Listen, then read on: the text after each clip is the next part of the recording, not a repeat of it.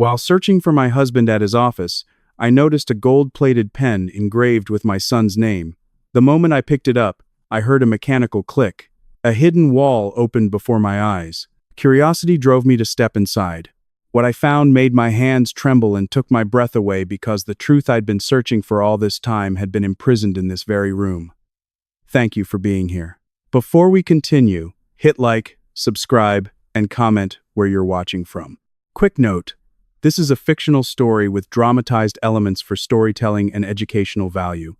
Any resemblance to real events is coincidental, but the message is deeply meaningful. Now, let me tell you what happened next. The Seattle rain hadn't let up since morning. I drove through it anyway, wipers slapping a rhythm against the windshield that matched the unease in my chest. I needed to see Vincent, to talk, to feel connected to something, anything that didn't remind me that my son had been gone for 6 months and 3 days. Columbia Center rose like a steel monolith against the gray November sky, 76 floors of glass and ambition. Pierce Development Corporation occupied the 28th floor and had for 18 years. I'd built this company from the ground up with my late husband, John. Now, it felt like walking through someone else's dream. I parked in my reserved spot and took the elevator up, barely noticing the familiar hum of machinery or the soft chime at each floor. My mind was elsewhere. It had been elsewhere since April 15th.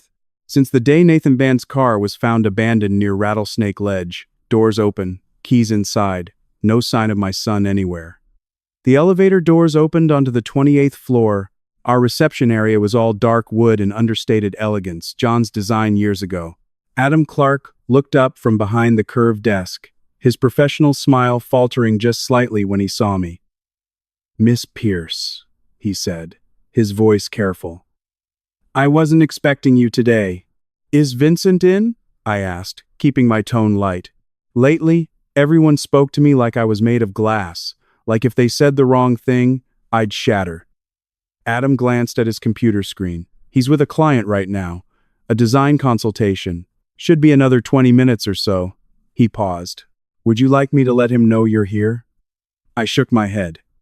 "No need. I'll wait in his office." I had a key. Vincent had given it to me 6 months ago after we'd gotten married. "You're always welcome in my space," he'd said, pressing the small silver key into my palm. At the time, it had felt like trust, like intimacy. Now, walking down the hallway toward his corner office, I wasn't sure what it felt like. I unlocked the door and stepped inside. Vincent's office was everything. Mine wasn't warm, inviting, filled with strong lines and carefully chosen art. A massive mahogany desk sat beneath windows that looked out over Elliott Bay. On clear days, you could see the Olympic Mountains. Today, there was only fog.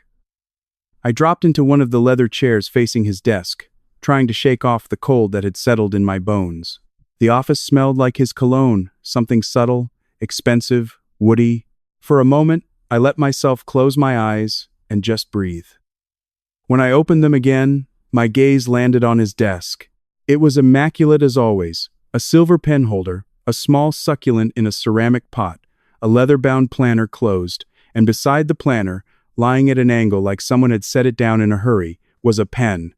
Not just any pen, a Mont Blanc, gold-plated, the kind that weighs more than it should, that feels serious in your hand. I knew that pen. My heart did something strange, a stutter step that made me sit forward, suddenly alert. I reached across the desk and picked it up, my fingers closing around the cool metal barrel. There, just above the clip, barely visible unless you were looking for it, were 2 words engraved in delicate script. Nathan P. The air left my lungs. I turned the pen over in my hands, searching for some explanation. Some reason this couldn't be what I knew it was, but there was no mistaking it. I'd had this pen custom-made 4 years ago at a little shop in Pioneer Square. John and I had picked it out together for Nathan's 18th birthday. We'd spent 20 minutes debating the font for the engraving. Nathan had loved it. He'd carried it everywhere, to classes, to coffee shops, to late-night study sessions. "It makes me feel professional," he joked, like a real adult. He'd promised he'd never lose it. But Nathan had been missing since April. The police had found his car 40 minutes outside the city, abandoned on a trail access road. His phone had been inside, screen shattered. His wallet, his keys, but no Nathan. The official theory was that he'd gone hiking alone, maybe fallen, maybe gotten lost in the dense forest that surrounded Rattlesnake Ledge. Search and rescue had combed the area for 2 weeks. They'd found nothing. After a month, Detective Hayes had sat across from me in my living room and said the words I'd been dreading. "Miss Pierce, at this point, we have to consider the possibility that Nathan isn't coming back." I'd stopped listening after that. So, why was his pen, the pen he'd promised never to lose, sitting on my husband's desk? I stood up, still holding it, my mind racing through possibilities. Maybe Nathan had visited Vincent before he disappeared. Maybe he'd left it here by accident. No, that didn't make sense. Nathan and Vincent weren't close. My son had been polite to my new husband, but distant. There was no reason for Nathan to have been in this office. Unless, I stared at the pen, turning it over again. It was heavier than I remembered, too heavy. On instinct, or maybe desperation, I gripped the pen firmly and pulled upward. For a second, nothing happened. Then I heard a soft mechanical click, like the sound of a lock disengaging. I froze. The wall behind Vincent's bookshelf, the one lined with design portfolios and leather-bound volumes, shuddered. Then, with a low hum, the entire section began to slide to the left, revealing a gap I hadn't known existed. Behind the wall was darkness and stairs, a narrow staircase descending into a space that shouldn't be there. I stood at the edge of Vincent's office, the pen still clutched in my hand, staring into a black void I couldn't explain. My heart hammered against my ribs. My mouth had gone dry. Somewhere in the building, I heard the muffled chime of an elevator. Voices in the hallway. I should have called someone. I should have backed away. Found Adam? Asked questions? Instead, I took a step forward, and then another. The darkness swallowed me whole. The air changed as I descended, colder, thicker, the kind of air that hasn't moved in a long time. I found the wall with my left hand, rough concrete, slightly damp, and used it to guide myself down. Each step was narrow, steep, the kind of stairs that weren't meant to be used often. I counted them without thinking. 10, 15, 20. At the bottom, my eyes adjusted slowly to the dim light.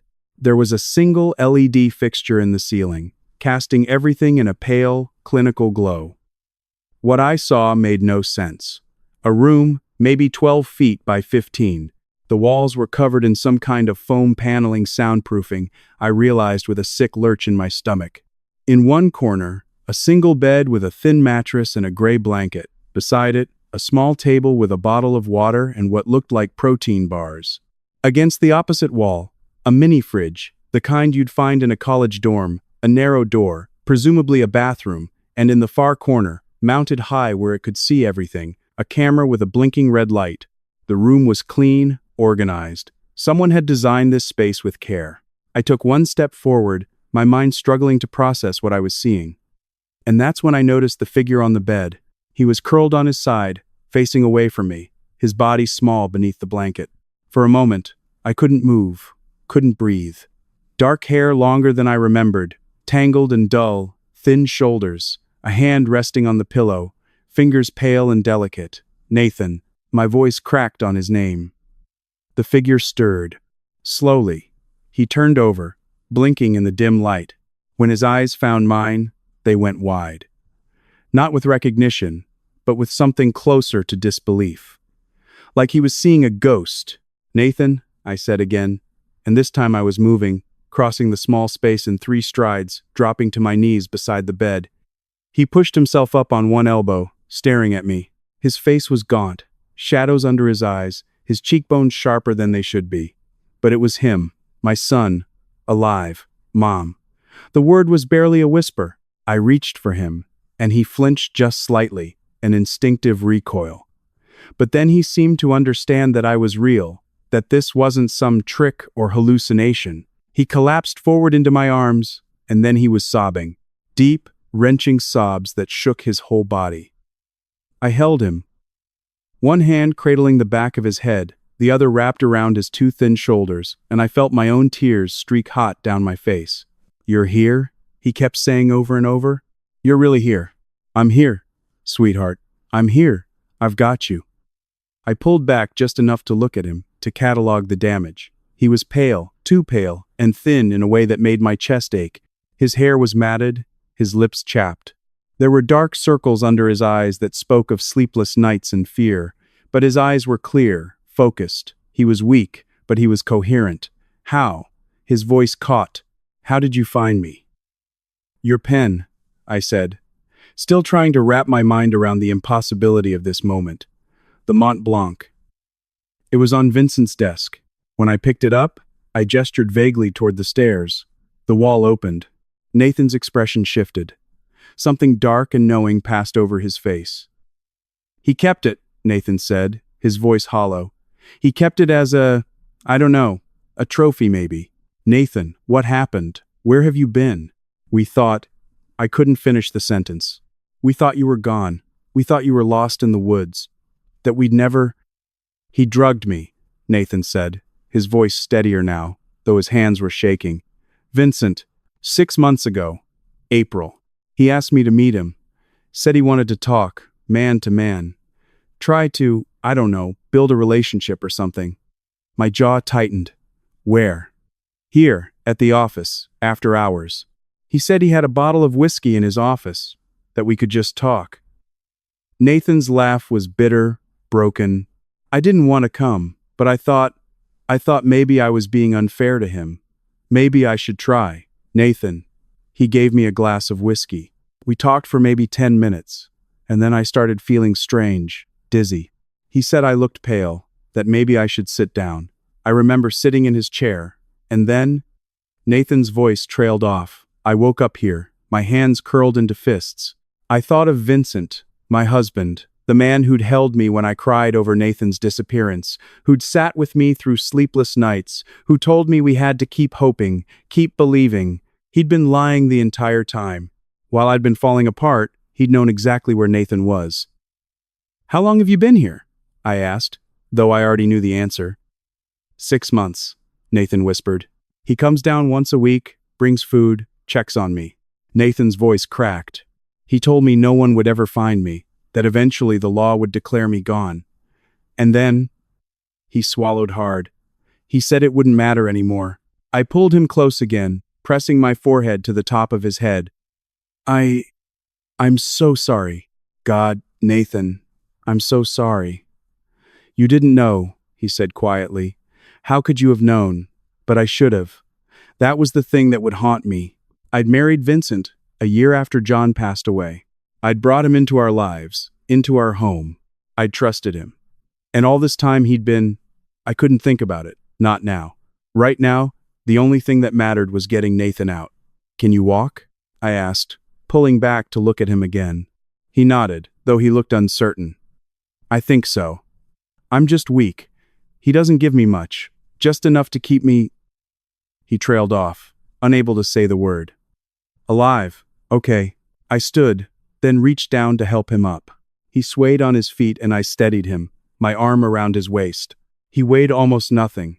We're getting you out of here right now.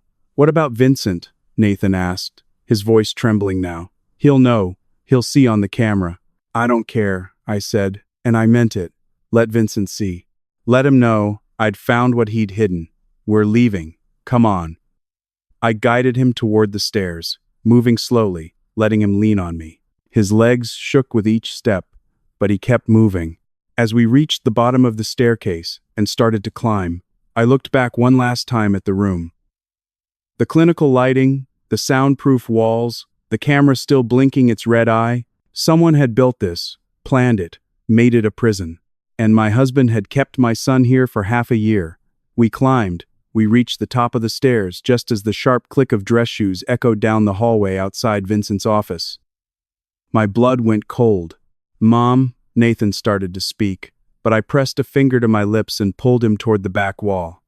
My hand fumbled along the seam of a narrow service door I'd seen maintenance crews use years ago. It gave way with a soft creak, and we slipped into a dim concrete corridor that smelled of old paint and machine oil. The hallway was silent except for our ragged breathing. Nathan leaned heavily against my shoulder, his legs trembling. I could hear him trying not to cry. Behind us, the muffled sound of Vincent's voice filtered through the walls. He was talking to someone, maybe Adam, at the front desk. "We have to move," I whispered. At the end of the corridor, a dented freight elevator waited with its heavy metal gate half open. I guided Nathan inside, pulled the gate closed as quietly as I could, and hit the button for the parking garage. The elevator groaned and lurched downward. Each floor felt like an eternity. I watched the numbers descend 27, 26, 25, and prayed Vincent wouldn't notice the service panel light up on his floor. When the doors finally opened onto the dim concrete of the underground garage, I scanned the rows of parked cars. Mine was near the back exit. I wrapped my arm around Nathan's waist and half carried him toward it. He was so light, so fragile. 6 months in, that room had stolen his strength. I opened the back door and helped him slide across the seat. "Lie down," I said, pulling off my jacket and draping it over him. "Stay low. Don't let anyone see you." He nodded, his pale face disappearing beneath the fabric. I climbed into the driver's seat, started the engine, and drove out of the garage as calmly as I could manage. My hands were shaking on the wheel. The streets of Seattle blurred past. I kept checking the rearview mirror, half expecting to see Vincent's car tailing us, but there was nothing, just rain and brake lights and the ordinary flow of Friday afternoon traffic. I drove north toward Laurelhurst, toward the one person I knew I could trust. Harold Peterson had been our family's lawyer for nearly 20 years. He'd handled John's will when he passed 5 years ago, and he'd been the one to comfort me through the worst months of my grief. If anyone could help us now, it was Harold. His house sat at the end of a quiet, tree-lined street, a brick Tudor with ivy climbing the walls. I pulled into the driveway and sent him a single text, "Emergency, at your door, please." Seconds later, the front door opened. Harold stood there in a cardigan and slippers, his silver hair disheveled. When he saw me, his expression shifted from confusion to alarm. "Juliana, I need your help," I said. I opened the back door and gently lifted Nathan to his feet. Harold's face went white. "My God, Nathan." His wife, Linda, appeared behind him, her hand flying to her mouth. She rushed forward and took Nathan's other arm, guiding him inside. They led him to the living room couch, and Linda disappeared into the kitchen, returning moments later with a thick blanket and a glass of water. Nathan took the water with trembling hands and drank slowly. He looked so small, wrapped in that blanket, his eyes hollow and haunted. Harold sat down across from us, his lawyer instincts kicking in despite the shock. "Juliana, where has he been? We need to call the police." "No," I said sharply. "Not yet." I told him everything. The pen, the hidden staircase, the room beneath Vincent's office, the camera still recording in that concrete cell. Harold listened in silence, his face growing darker with every word. When I finished, he leaned back in his chair and exhaled slowly. "This is kidnapping," he said. "You understand that, right? Vincent held your son captive for 6 months." "I know," my voice cracked, "but if we call the police now, he'll know. He'll destroy the evidence. That camera, the room, everything could disappear before anyone can see it." Nathan's voice was barely a whisper. He drugged me. We all turned to look at him. "6 months ago," Nathan continued, staring down at his hands. "April 15th. Vincent invited me to meet him for a drink. He said he wanted to talk, to clear the air between us. I didn't trust him, but I thought maybe we could find some way to get along." His voice trembled. "He put something in my drink. I woke up in that room. He told me no one would look for me. He said they'd found my car abandoned near Rattlesnake Ledge Trail. He said eventually they'd assume I was gone, and then no one would ever ask questions." My chest tightened. Rattlesnake Ledge, a popular hiking spot east of the city, known for its steep cliffs and dangerous terrain. Of course, a staged accident. "He came to see me every week," Nathan said. "He brought food, water. He told me it was only temporary. That once everything was settled, legally, he'd let me go." I didn't believe that for a second. Neither did Harold. Then Nathan looked up at me, his eyes filled with something I hadn't expected, fear mixed with anger. "Mom," he said quietly, "it wasn't just Vincent. My stomach dropped. Aunt Stephanie was part of it too. The room went silent. Stephanie Barrett, my business partner, my friend of 18 years. The woman who'd stood beside me at John's funeral, who'd helped me rebuild Pierce Development when I could barely get out of bed. "No," I said. "That's not I heard them talking," Nathan said, his voice rising, through the camera. "They thought I was asleep, but I heard everything. She helped him plan it." The world tilted beneath me. Harold placed a steady hand on my shoulder. "Juliana, we need to decide what we're going to do, and we need to do it now." I stared at my son alive, rescued, but still so far from safe, and felt the weight of every choice I'd ever made pressing down on me. Outside, the rain kept falling on Seattle. Harold stood up from his chair, his face flushed with urgency. "Juliana, we have to call the police right now. This is a criminal case. Kidnapping, false imprisonment, God knows what else. Every minute we wait is a minute Vincent and Stephanie could use to cover their tracks."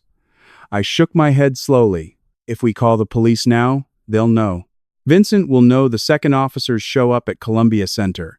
He'll destroy the room, wipe the camera footage, claim he has no idea what we're talking about. By the time investigators get a warrant, there won't be anything left to find.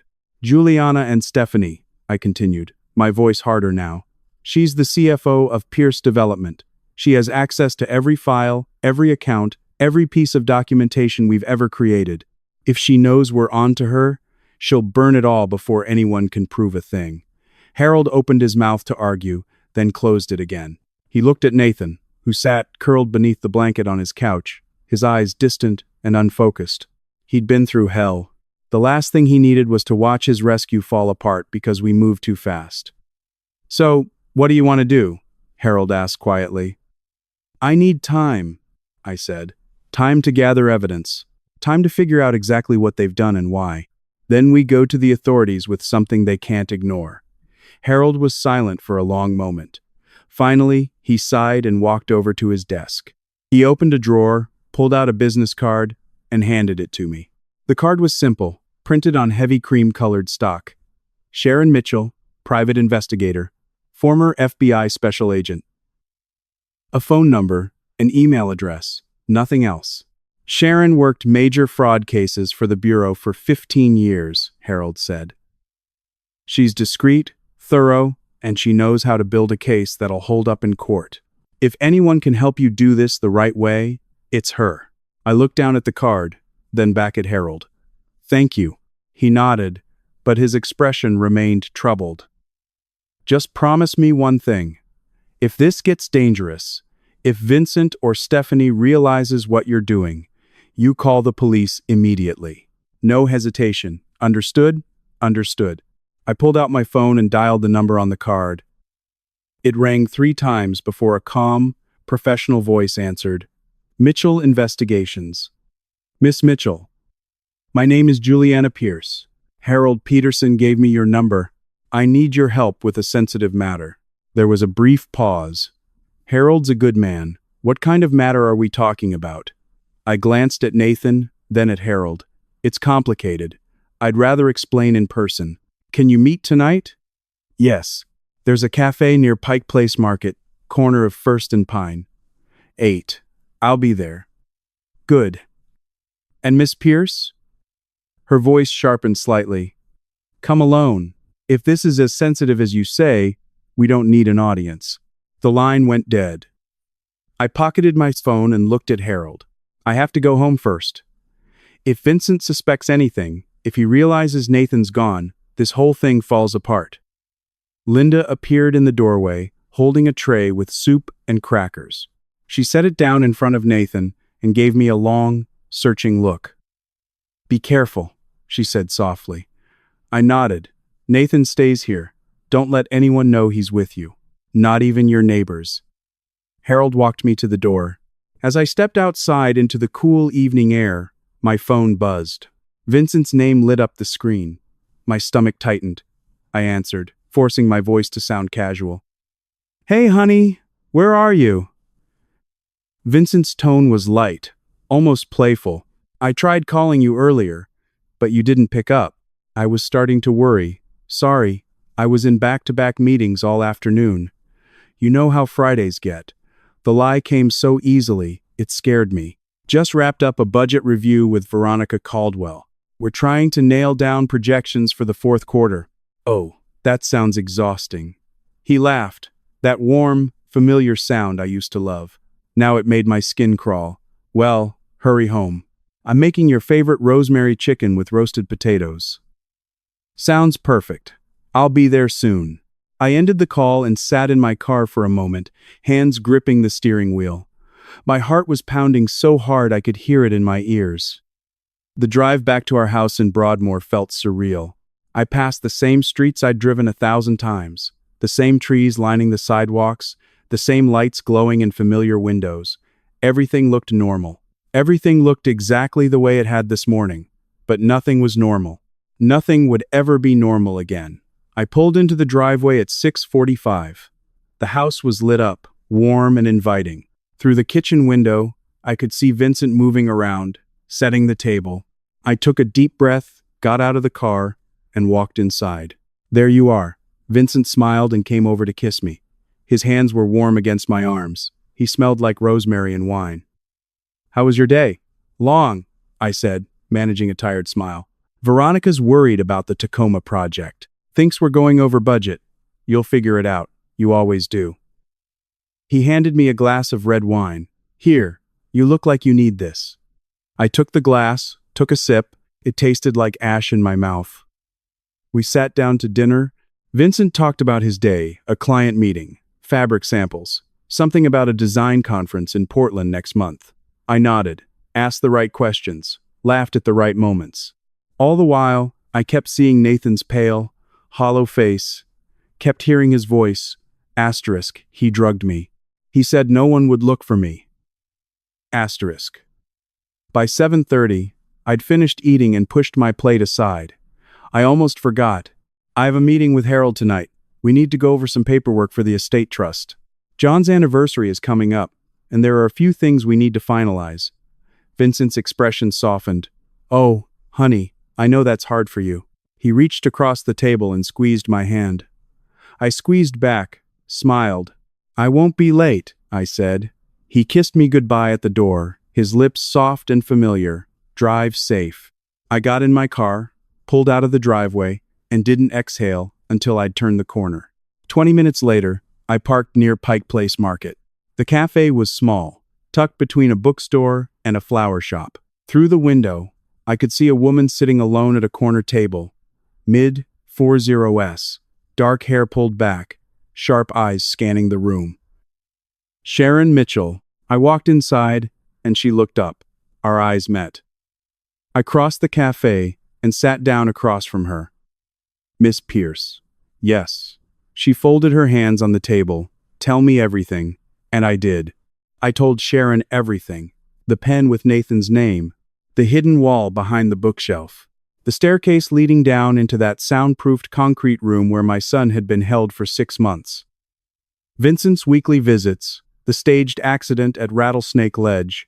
Stephanie Barrett's involvement. Sharon didn't interrupt once. She sat across from me with a small leather notebook open in front of her, writing in quick, precise strokes. Her face remained calm, neutral, the kind of expression that came from years of listening to terrible stories without flinching. When I finally finished, she set down her pen and looked at me. When did you marry Vincent? June 2021. Almost 4 years ago. And when did you meet him? May 2020.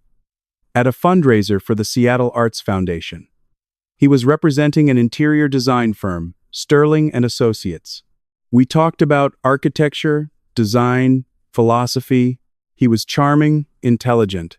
He understood my work in a way most people don't. Sharon wrote something down.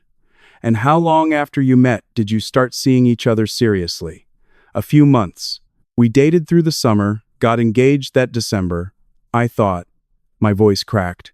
I thought I was ready to move on. John had been gone a year. Nathan encouraged me. He said his father wouldn't want me to be alone forever. What do you know about Vincent's life before you met him? I opened my mouth to answer, then stopped. What did I know? He grew up in California, I said slowly. San Diego, I think. He went to design school somewhere in the Southwest. He moved to Seattle in 2019 to start his firm. Did you ever meet his family? No. He said his parents had passed. No siblings. Friends from before he moved to Seattle? I frowned. A few, but no one close. He said he was focused on building his business. Sharon leaned forward slightly. Miss Pierce, did you ever visit his office? The one for Sterling and Associates? My stomach tightened. No. He always met clients at their locations or worked from home. He said it was more personal that way. Did he have business partners? Employees? He mentioned a few contractors he worked with, but I never met them. Sharon closed her notebook and looked at me with something that might have been sympathy. Miss Pierce, I don't think you know very much about your husband at all. The words hit me like a punch to the chest. She was right. I'd married a man I barely knew. I'd brought him into my home, introduced him to my son, given him access to my life, and I couldn't name a single, verifiable fact about his past. How had I been so blind? Here's what we're going to do, Sharon said, her voice firm and steady. First, Nathan stays exactly where he is. Harold's house is safe, and no one outside this room needs to know he's there. If Vincent or Stephanie realize he's free, they'll disappear before we can build a case against them. I nodded. Second, you go home tonight and continue acting normal. Nothing changes. You go to work. You have dinner with Vincent. You do everything exactly the way you've been doing it. Can you do that? Yes. Third, I'm going to run a full background check on Vincent Sterling. I'll also look into Stephanie Barrett financial records. Communications? Anything that might tell us what they're planning. What about evidence? I asked. In the room under his office? We can't touch it yet, not without tipping them off, but we will. Once we understand what we're dealing with, we'll figure out how to document it in a way that holds up in court. She pulled a small black case from her bag and set it on the table. Inside were what looked like ordinary pens, a phone charger, even a wall clock, surveillance equipment, she explained. Hidden cameras and audio recorders. I'll need you to place these in strategic locations. Your home, maybe your office. Anywhere Vincent or Stephanie might talk when they think they're alone. I stared at the devices. The idea of spying on my own husband, of turning my home into a surveillance site, made my skin crawl. But I thought of Nathan in that concrete room, weak and terrified, and I knew I didn't have a choice. I'll do it. Sharon nodded, then pulled out her laptop and opened it on the table. Let's start with the basics. You said Vincent's firm is called Sterling and Associates. Yes. She typed quickly, then turned the screen toward me. A sleek, professional website filled the display. Sterling and Associates interior design. Luxury spaces designed with elegance and purpose. There were photos of beautifully decorated rooms, testimonials from supposed clients, a portfolio of high-end projects. Looks legitimate, doesn't it? Sharon said. I nodded slowly. She clicked a few more times, pulling up a separate window. This is the domain registration information. SterlingAssociates.com was created on the 15th of March 2020. 2 months before you met Vincent at that fundraiser. My chest tightened. Now look at this. She opened another tab showing a business directory. No physical office address. The contact number goes to a generic voicemail. And these testimonials. She clicked on one of the glowing reviews. The names don't match any real people in the Seattle area. I ran a reverse image search on the portfolio photos. Half of them are stock images from design magazines. I stared at the screen, my mind struggling to process what I was seeing. Miss Pierce, Sharon said quietly. I don't think your husband is an interior designer. I don't think Sterling and Associates ever existed as a real company. This website was built specifically to create a credible identity for someone who needed one. The cafe suddenly felt too small, too hot. I couldn't breathe. Who is he? I whispered. Sharon's expression was grim. That's what we're going to find out. She closed the laptop and handed me the case of surveillance equipment. Go home. Act normal. Place these devices where they won't be noticed. And whatever you do, don't let Vincent see that you know. I nodded, numb. I left the cafe and walked to my car. The streets of Seattle were dark and wet, the lights from Pike Place Market reflecting off the rain-slicked pavement. I sat behind the wheel for a long time, staring at nothing. Who had I married? Who was the man sleeping in my bed, eating at my table, living in the home I'd built with John? I didn't know, and for the first time since I'd found Nathan in that hidden room, I felt truly afraid. I started the engine and drove home through the rain. Vincent was waiting. Saturday morning, Vincent made coffee.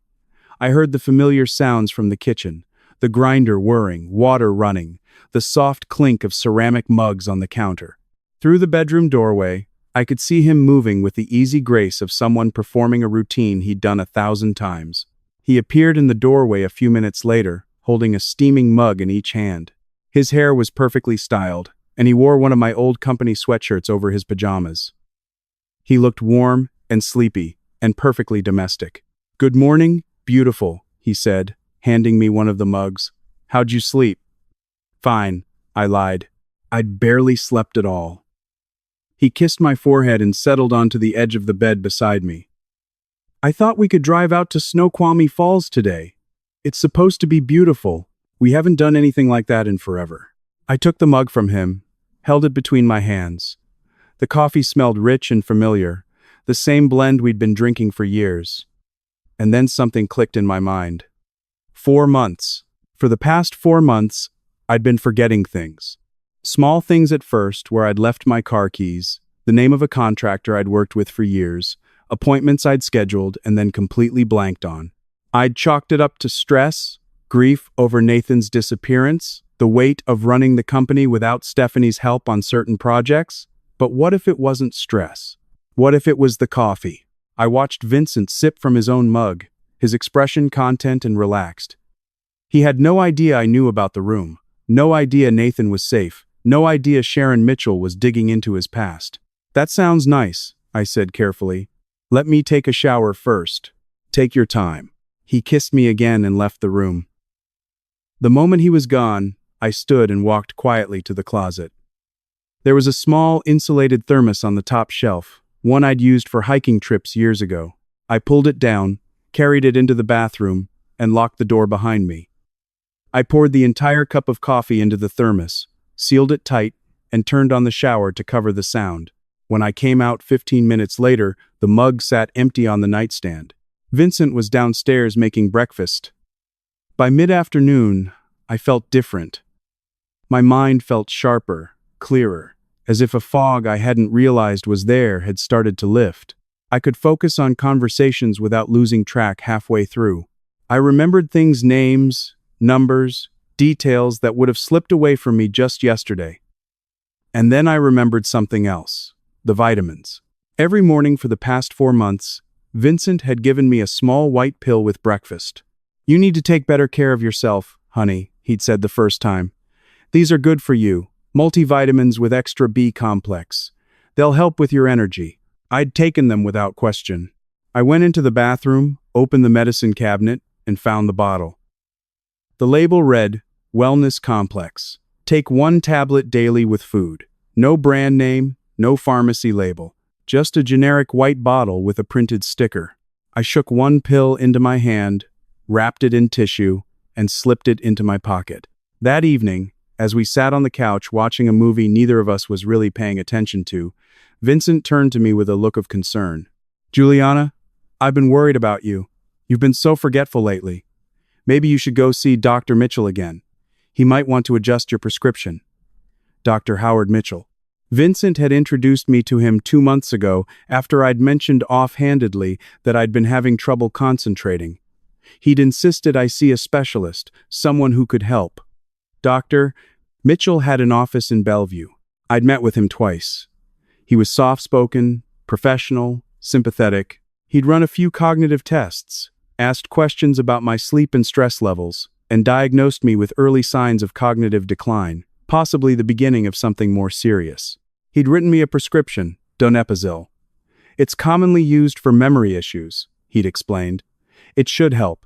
I'd been taking it ever since." But now, sitting on the couch with Vincent beside me, his hand resting on my knee, I felt a cold knot of suspicion tightening in my chest. "I'll call him Monday," I said. He smiled. "Good. I just want you to be okay." After Vincent went to bed, I stayed downstairs and pulled out my phone. I opened a search engine and typed Dr. Howard Mitchell, Seattle Neurology. Nothing. I tried Dr. Howard Mitchell Bellevue. Still, nothing. I tried the Washington State Medical Board database, searched for his name and specialty. No results. My hands were shaking now. I pulled out the business card Dr. Mitchell had given me. Heavy cardstock, embossed lettering, a phone number, and email address. I dialed the number. It rang twice, then clicked over to an automated answering service. "Thank you for calling. Please leave a message with your name and number, and someone will return your call during business hours." No mention of a doctor, no medical practice name, just a generic voicemail. I hung up and immediately called Sharon. She answered on the second ring. "Miss Pierce? I think my husband has been drugging me." There was a pause. Then, "Tell me everything." I told her about the coffee, the vitamins, the memory problems that had started 4 months ago. I told her about Dr. Mitchell, the diagnosis, the prescription, the fact that he didn't seem to exist anywhere in the public record. Sharon was silent for a moment. When she spoke, her voice was tight and controlled. "I need you to bring me that coffee sample and one of those pills first thing tomorrow morning. Don't drink anything he gives you. Don't take any more of those vitamins. And whatever you do, don't let him know you're suspicious." "I won't." "Good. We're going to find out exactly what he's been giving you." I ended the call and sat in the dark living room, staring at nothing. Vincent hadn't just imprisoned my son, he'd been poisoning me. Sharon called me Monday morning while I was sitting in my office, pretending to review budget reports. "Juliana, we need to meet, right now." Her voice had an edge I hadn't heard before. 20 minutes later, I was standing in her office near Pike Place Market. The space was small and efficient. A desk, filing cabinets, a wall covered in corkboard and photographs. Files were spread across every surface. Sharon gestured for me to sit. She looked like she hadn't slept. "I had the coffee and the pill tested by a lab I trust," she said without preamble. "The results came back this morning." She slid a printed report across the desk. I stared at the list of chemical compounds, the numbers and abbreviations that meant nothing to me. "The coffee contained 2 substances," Sharon continued, "donepezil and lorazepam, high doses of both." I looked up. "What are those?" "Donepezil is used to treat Alzheimer's. It's supposed to improve memory and cognitive function in people who actually need it. But in a healthy person, especially combined with lorazepam, which is a sedative, it can cause confusion, disorientation, and significant memory impairment." My stomach turned. "The pill you gave me, the so-called vitamin?" She tapped another report. "Zolpidem. That's a prescription sleep aid. It was mixed with a low dose of an antidepressant that can cause drowsiness and cognitive fog. So he was systematically destroying my cognitive function." "Yes." Sharon's voice was flat, professional, but I could see the anger in her eyes. "If you'd continued taking these substances, within a few months, you'd have exhibited signs of serious mental decline. Enough that someone could argue you were no longer capable of managing your own affairs." I felt like the floor was tilting beneath me. "There's more." Sharon pulled a manila folder from the pile and opened it. Inside was a photograph of a coffee cup, the one I'd brought her in the thermos. I dusted it for fingerprints. I ran the prints through a database I have access to. Vincent Sterling doesn't exist in any official record before 2020. No birth certificate, no driver's license, no tax returns, nothing. She pulled out another document, but these fingerprints matched someone else. She turned her laptop toward me. On the screen was a driver's license photo from Nevada. The man in the picture was younger, his hair a different color and style, but the face was unmistakable. "Vincent?" "Victor Brooks," Sharon said. "He lived in Las Vegas from 2012 to 2015. In 2013, he married a woman named Jane Brooks. She was 62, a retired real estate investor, comfortable but not wealthy." I stared at the photo. Jane Brooks passed away suddenly in June of 2015. Cause listed as stroke. Victor inherited approximately $720,000. The local police opened an investigation. Family members suspected foul play, but they couldn't find any evidence of wrongdoing. The case was closed. She pulled out another file. The same fingerprints also matched this man. Another driver's license photo. Different name, different state, but the same face. Vivian Sterling. Phoenix, Arizona, 2016 to 2019. He married Patricia Morrison in early 2017. She was 58, owned a successful construction company. Sharon's voice remained steady, clinical, but I could barely breathe. Patricia Morrison passed away in August of 2019. She fell down the stairs in their home. The medical examiner ruled it accidental. Vivian inherited her estate, approximately $1.1 million. I couldn't speak, couldn't move. Juliana, Sharon said quietly, your husband is a professional. He's what law enforcement calls a black widower. He targets older women with money, marries them, and then arranges for them to have accidents or sudden medical emergencies. He inherits their money and moves on to the next target. She laid out 3 photos side by side on the desk. Jane Brooks, Patricia Morrison, and a professional headshot of me from the Pierce Development website. Your wife number 3. The words hit me like a physical blow. I've already filed petitions to exhume the bodies of Jane Brooks and Patricia Morrison, Sharon continued. It'll take a few weeks to get the court orders, but I'm confident we'll find evidence of poisoning. Arsenic, maybe, or something more sophisticated that mimics natural causes. I stared at the faces of the 2 women. They looked happy in their photos. They'd loved him, trusted him, just like I had. How? My voice came out hoarse. How did he find me? I don't know yet, but I will. Sharon closed the files and looked at me directly. The good news is, you're still alive. You found out before he could finish whatever he was planning. The bad news is, now that Nathan's gone, Vincent will know something is wrong. We need to move carefully. I nodded, numb. There's one more thing. Sharon pulled up another document on her laptop.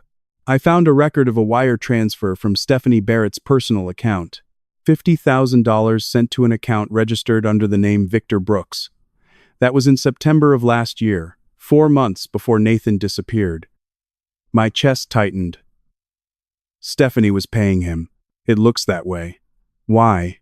What does she get out of this? That's what we need to find out. I stood up, my legs unsteady. The room felt too small, the walls closing in. Go home, Sharon said. Act normal. Don't let him see that anything's changed. I'll keep digging, and we'll figure out the next step. I left her office and walked to my car. I sat behind the wheel for a long time, staring at nothing. Vincent Sterling, Victor Brooks, Vivian Sterling.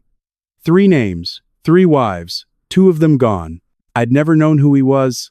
I'd married a stranger, a predator who'd built an entire life around a lie, who'd smiled at me across the breakfast table while poisoning my coffee, who'd locked my son in a concrete room and watched him waste away, and I'd loved him.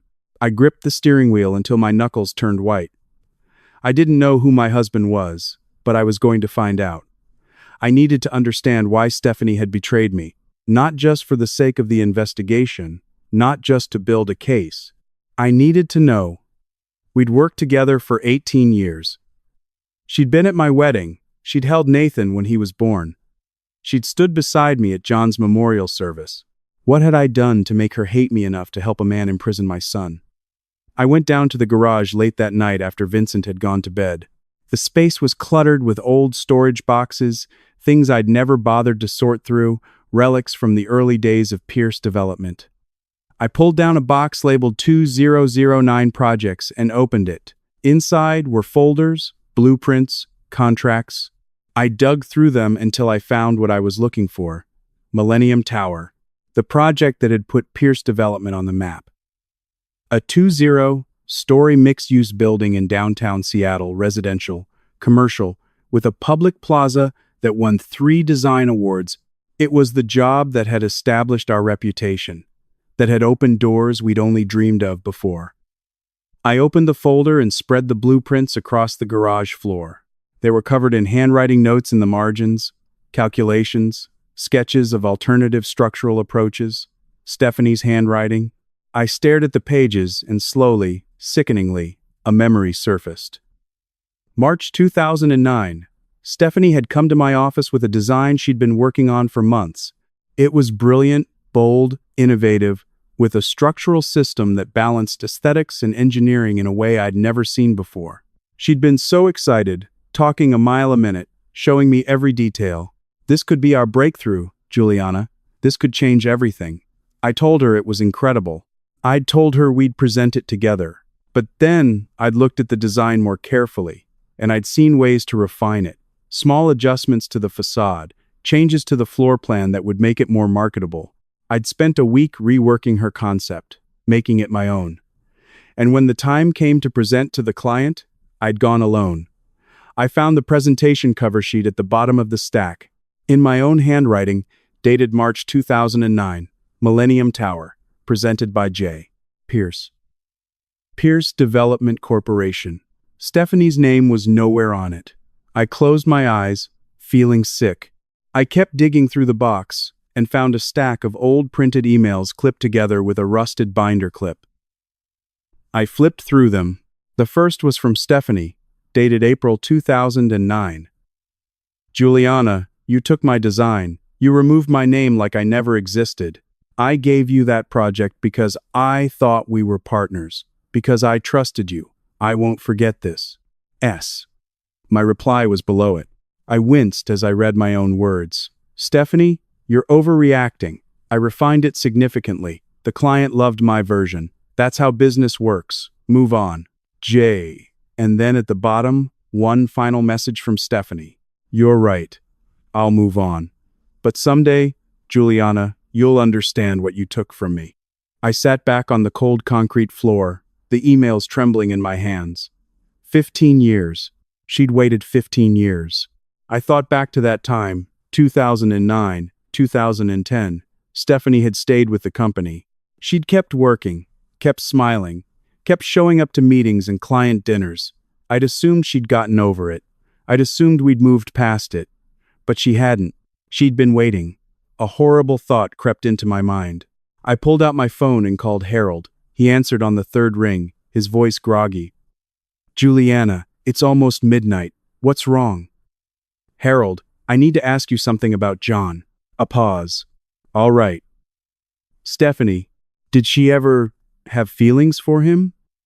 The silence on the other end of the line stretched so long, I thought he'd hung up. Harold? Juliana, I probably shouldn't tell you this, but given everything that's happening, he sighed. Stephanie asked John out in 2011, before you two started seeing each other. The world tilted. What? She asked him to dinner. He told me about it because he wasn't sure how to handle it. He cared about her, but not that way. He said there was something cold about her, something that made him uncomfortable. What did he say to her? He said no. He told her he valued their professional relationship but didn't see her romantically. A few months later, he started dating you. I couldn't breathe. He chose you, Juliana. He always chose you. I ended the call and sat in the dark garage, surrounded by blueprints and ghosts. Stephanie had brought me a brilliant design, the work of months, maybe years, and I'd stolen it. I'd erased her name and claimed it as my own. I'd built my reputation on her idea, and then I'd married the man she wanted. John had chosen me over her. He'd rejected her and chosen me. For 15 years, Stephanie had watched me build a company on her stolen work. She'd watched me marry John, raise Nathan, live the life she'd wanted for herself, and when John passed in 2019, she'd seen an opportunity. Vincent Victor, Vivian, whatever his real name was, must have found her somehow, or maybe she'd found him. Either way, they'd made a deal. He would seduce me, marry me, and slowly destroy me. He'd imprison Nathan, poison my mind, take everything I had, and Stephanie would finally get her revenge. Not just for the stolen design, not just for John, for everything. I looked down at the blueprints spread across the floor, Stephanie's handwriting covering every page, her genius reduced to margins and footnotes, while my name sat in bold letters at the top. Asterisk. Someday you'll understand what you took from me. Asterisk. I understood now. I'd taken her career, her recognition, her future, and the man she wanted. No wonder she wanted to destroy me. I sat alone in the garage, surrounded by the evidence of my own arrogance. And for the first time, I understood the true depth of Stephanie Barrett's hatred. It wasn't just revenge, it was justice. At least, that's what she believed. Still with me? Drop a number from 1 to 10 inches the comments. How would you rate the story up to this point? Just so you know, what's coming next includes dramatized scenarios that aren't entirely factual. You can close the video now if you prefer, but if you need to see what happens when that door opens and justice walks in, don't go anywhere. Sharon called me Wednesday morning. Juliana, I found something. It's worse than we thought. Her voice had an edge I'd come to recognize controlled urgency. Whatever she'd discovered, it was bad. Where? I asked. There's a diner in Redmond, corner of Leary Way and 85th. Can you meet me there in an hour? I'll be there. I told Vincent I had a site inspection in Redmond, a lie that came so easily now it barely registered. He kissed me goodbye and reminded me to pick up dry cleaning on the way home. I drove north in silence, my mind racing. The diner was small and unremarkable, tucked between a bank and a hardware store. Sharon was already in a back booth when I arrived, a laptop and a stack of files spread across the table. She didn't waste time. I traced Dr. Howard Mitchell, she said, sliding a document toward me. His medical license number? It's fake. I ran it through the Washington State Medical Board database. No match. I tried Oregon, California, every state in the region. Nothing. I stared at the document. It looked official embossed seal, state logo, Mitchell's name in bold letters, but the license number didn't exist. The address he listed for his clinic, Sharon continued. It's a UPS store in Bellevue. A mailbox rental. There is no clinic. There never was. My chest tightened. I'm still working on his real identity, but I found something else. She opened her laptop and turned it toward me. This is a reservation confirmation from Emerald Heights Memory Care in Redmond. It's a private, locked facility for patients with advanced Alzheimer's and dementia. I looked at the screen. The reservation was clear, typed in neat rows. Patient name, Juliana Pierce. Reservation date, July 18th, 2024. Deposit paid, $45,000. Monthly rate, $15,000. Facility contact, Patricia Henderson, Director. July, 3 months ago. 3 months ago. Vincent and whoever Dr. Mitchell really was had already been planning to lock me away. So this is how it was supposed to work, Sharon said, her voice calm but grim. They drug you for months. Your memory deteriorates. You become confused, disoriented. Dr. Mitchell, or whatever his real name is, diagnoses you with early-onset Alzheimer's. She pulled another document from the stack. Then Vincent files for conservatorship. That's a legal process where the court declares you incapable of managing your own affairs and appoints someone, usually a spouse, as your legal guardian.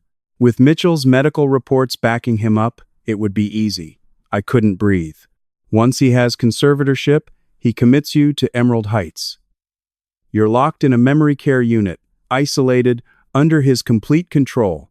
He can change your will, transfer assets, do whatever he wants, while you're legally declared incompetent to stop him. And then, my voice came out a rasp. Sharon met my eyes. A year, maybe 2, then you pass away. Officially, from complications related to Alzheimer's. No one questions it. Cognitive decline patients often go quickly once they're institutionalized. And with the drugs he's been giving you, he could easily make it look natural. I felt like I was drowning. Nathan's still officially missing, Sharon continued. After you're gone, Vincent waits the required time period, usually 7 years, and has him declared legally gone as well. No witnesses, no heirs. He inherits everything. She slid another document across the table. It was a life insurance policy. $10 million. Insured, Juliana Pierce. Beneficiary, Vincent Sterling. Policy date, August 2023. My signature was at the bottom, but I'd never seen this document before. I'd never signed it. He forged it, Sharon said quietly. I had a handwriting analyst look at it. The signature is close, but it's not yours. He must have practiced. I stared at the forged signature, my name written in someone else's hand. Your estate is worth approximately $52 million, Sharon said. The life insurance adds another 10. If everything had gone according to plan, Vincent Sterling or Victor Brooks or whoever he really is would have walked away with $62 million. 62 million. The number didn't even feel real. And Stephanie? I asked. Sharon pulled up a bank transfer record. She was supposed to get 30%. That's what the original agreement was, based on the payment trail I've tracked. $18 million for her, the rest for him. I sat back in the booth, my mind reeling. This wasn't just about revenge. This wasn't just Stephanie punishing me for what I'd taken from her 15 years ago. This was systematic, professional, a plan designed to erase me completely, my mind, my freedom, my life, and leave no trace of what had really happened. There's one more thing, Sharon said. I wasn't sure I could take one more thing. She opened a folder and showed me a series of text messages, recovered from a phone registered to Stephanie Barrett. Vincent, how long until she's ready for transfer? S. Another month. Mitchell says cognitive function is declining on schedule. V. Good. Henderson at Emerald Heights is asking about timeline. S. Tell her November. We'll have conservatorship by then. V. And the boy? S. Still contained. No issues. V. I felt sick. They were talking about you like you were a project, Sharon said. Like Nathan was an obstacle to manage. I stared at the messages, at the cold, clinical language they'd used to discuss destroying my life.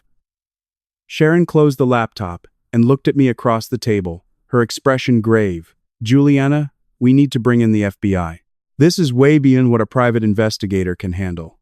Friday morning, I walked into the FBI field office in downtown Seattle. The building was all concrete and glass, anonymous and imposing. Sharon was waiting for me in the lobby. She'd arranged everything, the meeting, the files, the evidence we'd gathered over the past 2 weeks. We took an elevator to the 8th floor and were escorted into a conference room. A woman in her late 30s was waiting, standing beside a table covered with folders and a laptop. She had dark hair pulled back in a neat ponytail, sharp eyes that assessed me the moment I walked in, and the kind of calm authority that came from years of federal work. Miss Pierce, I'm Special Agent Michelle Barnes, Commercial Crimes Division. She shook my hand firmly. Please, sit. Sharon and I sat across from her. Harold Peterson arrived a few minutes later, carrying his own briefcase full of legal documents. Agent Barnes didn't waste time. Miss Pierce, Sharon's briefed me on your situation. I've reviewed the evidence. The fingerprint matches, the fake company, the poisoning, the reservation at Emerald Heights. What you're dealing with is serious. And you're not the first. I looked at her. What do you mean? She opened a file and turned it toward me. Inside were photographs of Vincent. Different hair, different names, but the same face.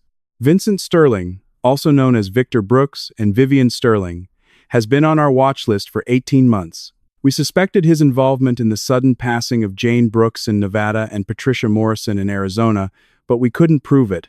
Both cases were ruled natural causes, and by the time we started looking deeper, he'd already moved on. My stomach turned. Your case gives us leverage, Agent Barnes continued. For the first time, we have a living victim, documented evidence of drugging, financial fraud, kidnapping. We have a chance to stop him before he finishes what he started. What do you need from me? I asked. We need to catch him in the act. Confessing, planning, discussing the conspiracy with Stephanie Barrett. We need recordings that will hold up in court. She laid out the plan. You continue pretending to decline. Your memory gets worse. Your confusion increases. You agree when Vincent suggests moving into Emerald Heights. We'll equip you with a concealed recording device, something he won't detect. You wear it during conversations with him and Stephanie. At the critical moment, when you're about to sign conservatorship papers or admission documents, they'll feel safe. That's when people talk. That's when they reveal their plans. And then, I asked, then we move in. with recorded confessions, the forged insurance policy, the poisoning evidence, the fake doctor, the kidnapping. We'll have enough to arrest both of them and make the charges stick." Harold leaned forward. "There's something else you need to understand, Juliana. About John's will." I turned to him. John set up his estate very carefully. "He loved you, but he also wanted to protect Nathan. If Nathan were to pass away before turning 25 without having children of his own, the estate doesn't automatically transfer to you." I frowned. "What do you mean?" "It goes into a protected trust. You can manage it, draw income from it, but you can't sell the core assets or transfer them to anyone else, including a spouse." It was John's way of making sure the company and the property stayed in the family. "But," Harold continued, his voice grim, "if you were placed under conservatorship due to mental incompetence, the conservator in this case, Vincent could petition the court to modify the trust. He could argue that your condition requires liquidating assets for your care. Once the court approves, the protections John built would be gone." I felt sick. "Vincent researched this," Harold said. "He knew about the clause. He knew he couldn't just inherit if Nathan was gone. He had to destroy your mind first, take legal control, and then dismantle the protections piece by piece." Agent Barnes nodded. "This man is meticulous. He's done this before, and he's good at it. We only get one chance. If he suspects anything, if he thinks you're onto him, he'll disappear. New name, new state, new target. And we'll lose him." I looked at the three of them, Sharon, Harold, Agent Barnes. They were asking me to walk back into my house, smile at the man who'd poisoned me and imprisoned my son, and pretend my mind was crumbling. "I'll do it," I said, "whatever it takes." Agent Barnes handed me a small device that looked like a brooch. "This is a recording device. Pin it to your jacket. It'll pick up everything within 15 feet. We'll monitor remotely." Over the next few weeks, I gave the performance of my life. I forgot Vincent's name and called him John. I asked him the same question 3 times in an hour. I left the stove on. I couldn't remember where I'd parked the car. I lost track of conversations mid-sentence. Vincent's face showed concern, but I saw something else in his eyes, a flicker of satisfaction, quickly hidden. By late November, he was making calls. Monday, November 25th, Dr. Mitchell came to the house. We didn't know his real name was Alan Brennan yet. Sharon was still tracking that lead, but whoever he was, he played his role perfectly. He examined me, shone a light in my eyes, asked me to remember 3 words and repeat them 5 minutes later. I failed. He sat down across from Vincent in our living room, his expression grave. "Mr. Sterling, your wife's cognitive decline has accelerated significantly. She needs professional care soon." Vincent nodded, his face a mask of sorrow. "I was afraid of that. I recommend we move forward with the admission to Emerald Heights. The sooner, the better." That afternoon, Vincent made the call. I heard him from the kitchen, his voice calm and efficient. "Yes, this is Vincent Sterling. We'd like to schedule my wife's admission." "Yes, Friday works. November 29th. "Thank you." He came back into the room and took my hand. "It's going to be okay, sweetheart. They're going to take good care of you." I nodded, my eyes unfocused. The trap was set.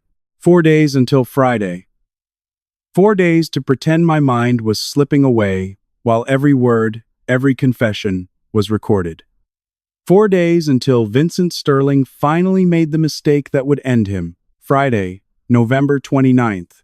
The day I was supposed to be admitted to Emerald Heights. But that morning, as Vincent helped me into my coat, he said we had a short stop to make first. "Stephanie needs you to sign a few papers at the office. Just a temporary CEO transfer. It'll protect the company while you're getting treatment." I nodded slowly. "Okay, if you think that's best." The recording brooch was pinned to my lapel. I could feel its weight against my chest. Every word spoken in the next hour would be captured.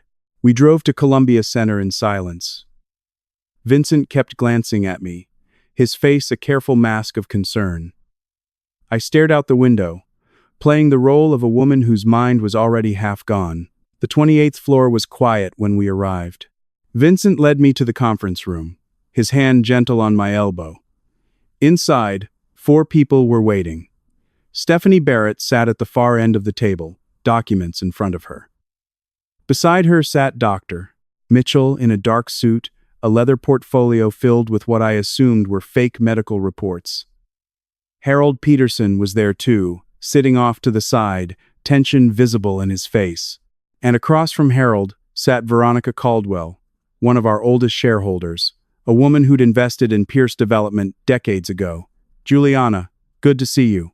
Stephanie gestured to the chair at the head of the table. "Please, sit." I sat down slowly, my movements uncertain.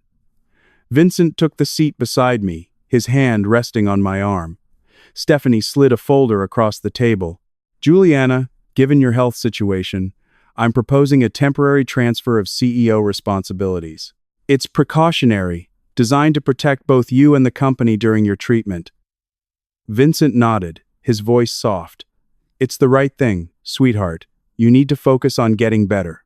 I looked down at the papers, blinking slowly, as if trying to make sense of the words. Then Veronica spoke. "Juliana, I need to say something." The room went still. Veronica looked at Stephanie, then back at me. "Stephanie came to me last month, offered to buy my 15% stake in the company. Double the market value." Stephanie's jaw tightened.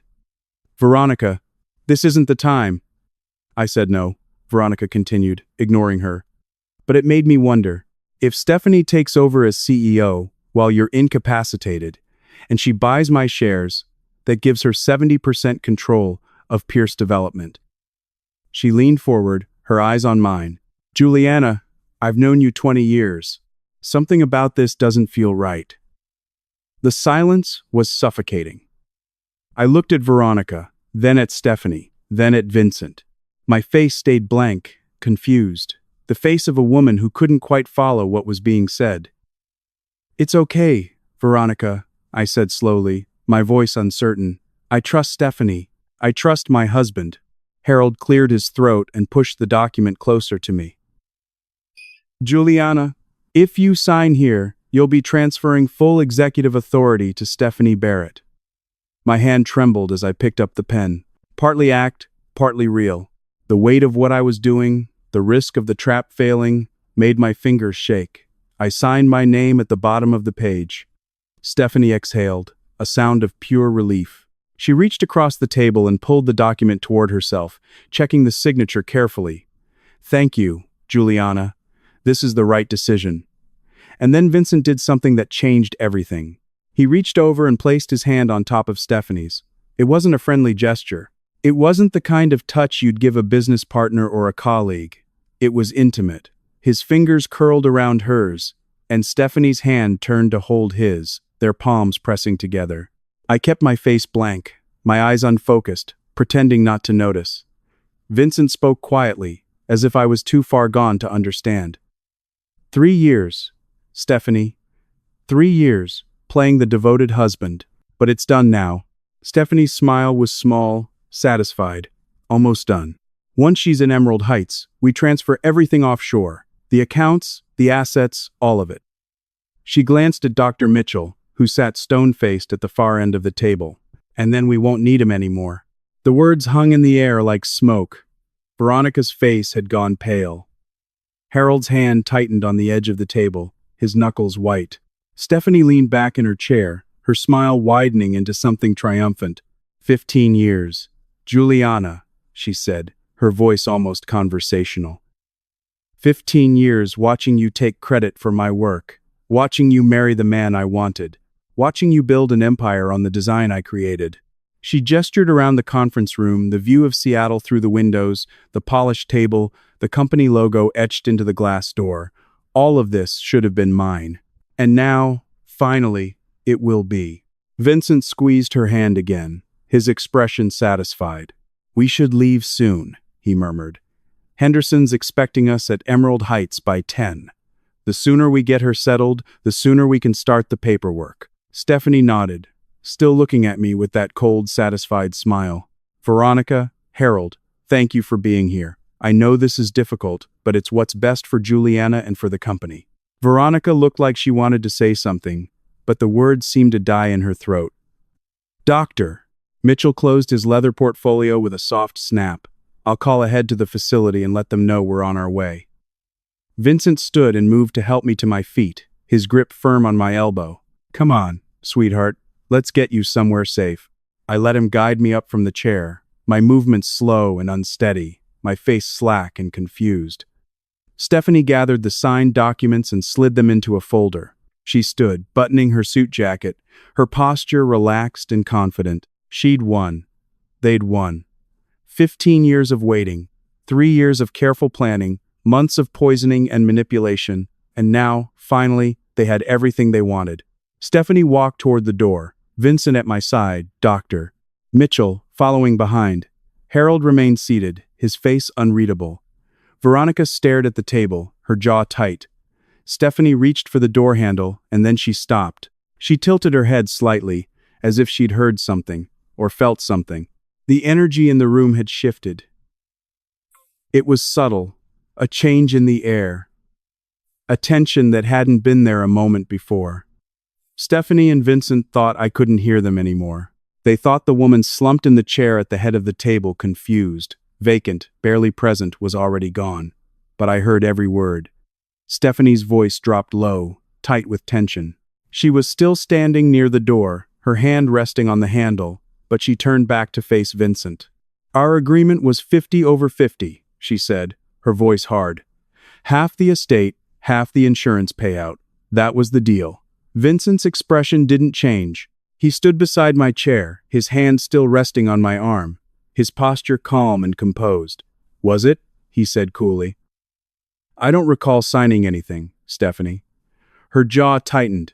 You wanted revenge on Juliana. You got it. She's about to spend the rest of her life locked in a care facility, slowly losing her mind. Isn't that what you wanted? Vincent took a step toward her, his voice rising. We had a deal. I helped you plan this. I paid you $50,000. I gave you access to the company, to the financials, to everything you needed.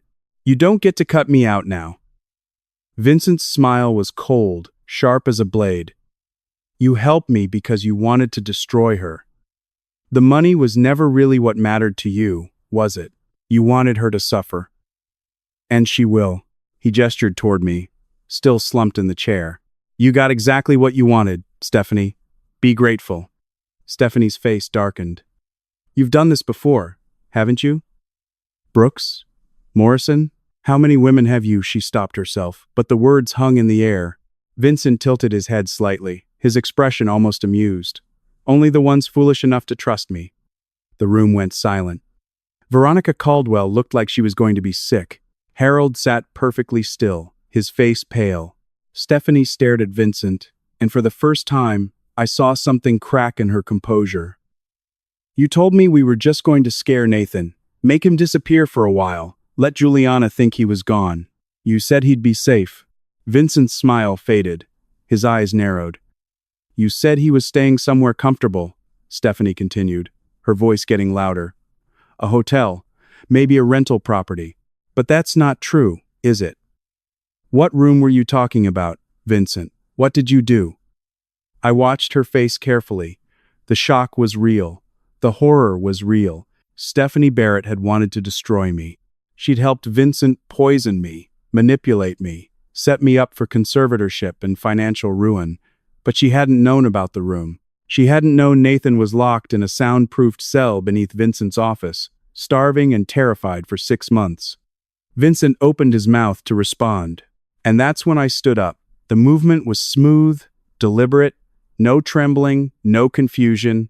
I straightened my shoulders, unpinned the recording brooch from my lapel, and set it on the conference table with a soft click.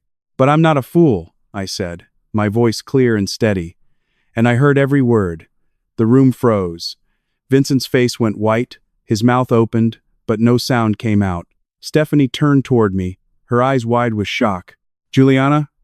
Every confession, I continued, looking directly at Vincent. Every plan, every lie, all of it recorded. The door to the conference room burst open. Special Agent Michelle Barnes stepped inside, flanked by 6 federal agents in dark suits and bulletproof vests. Their expressions were hard, professional, focused. "Vincent Sterling," Agent Barnes said, her voice calm and authoritative, also known as Victor Brooks and Vivian Sterling. "You are under arrest for kidnapping, conspiracy to commit fraud, attempted conservatorship fraud, forgery, and conspiracy in connection with the suspicious passings of Jane Brooks and Patricia Morrison." Two agents moved toward Vincent. He took a step back, his face twisting with rage. "You have no proof I did anything illegal," he spat. Agent Barnes pulled a tablet from her jacket and turned it toward Vincent. On the screen was a grainy black and white image.